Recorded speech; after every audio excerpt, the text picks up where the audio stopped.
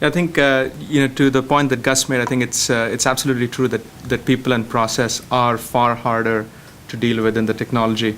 From a technology perspective, as a technologist, what I focus on is how do I make sure that what we build is flexible enough that it'll adapt to the right kinds of processes as they evolve, and you don't tie your processes down based on the limitations of the tooling. Mm-hmm. I think that's absolutely key.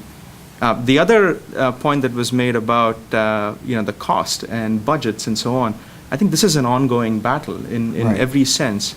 The way we look at it is we have this notion of return on data.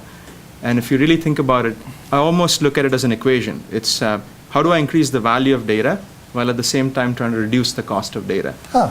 And it's how do you increase the value of data? You need to make sure that it's more relevant. You need to make sure that it's more trustworthy. You need to make sure that it's more actionable and secure. All of these attributes that let you get the most out of it.